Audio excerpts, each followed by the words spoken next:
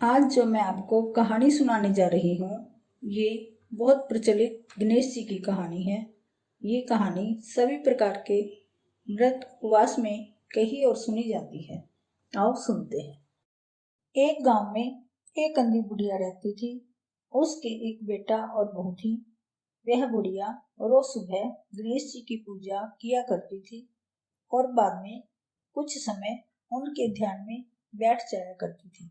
एक दिन जब बुढ़िया ध्यान में बैठी थी, तब उसकी भक्ति से प्रसन्न होकर गणेश जी उसके सामने प्रकट हो गए और बोले, बुढ़िया माँ, तू जो चाहे सो मांग ले।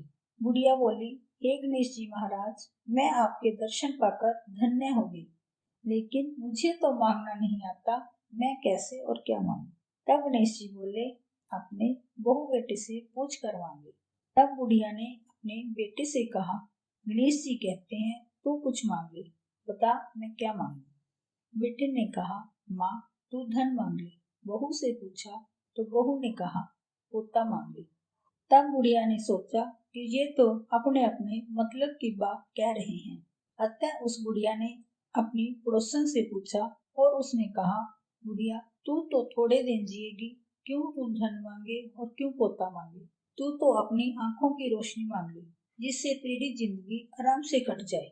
पड़ोसन की बात सुनने के बाद बुढ़िया घर वापस आती है और सोचती है कि मैं भगवान से ऐसी चीज मांगूंगी जिससे मेरा भी भला हो जाए और मेरे परिवार का भी भला हो जाए। दूसरे दिन वह बुढ़िया जब गणेश जी की पूजा करके ध्यान में बैठती है, तब गणेश जी फिर से उसके सामने प्रकट हो जाते हैं। गणेश जी बुढ़िया माँ से पूछते हैं कि माई, तूने क्या सोचा, तुझे क्या चाहिए। तुझे जो चाहिए मैं तुझे दूंगा।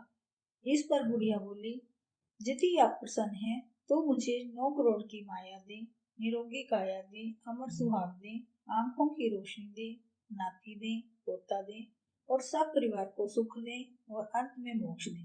यह सुनकर तब गणेश जी बोले, बुढ़िया माँ, तुमने तो मुझे ठग लिया। फिर भी जो तूने मांगा है वचन के अनुसार सब तुझे मिलेगा। और यह कहकर गणेश जी अंतर्ध्यान हो गए। उधर बुढ़िया ने जो कुछ मांगा वह सब कुछ मिल गया।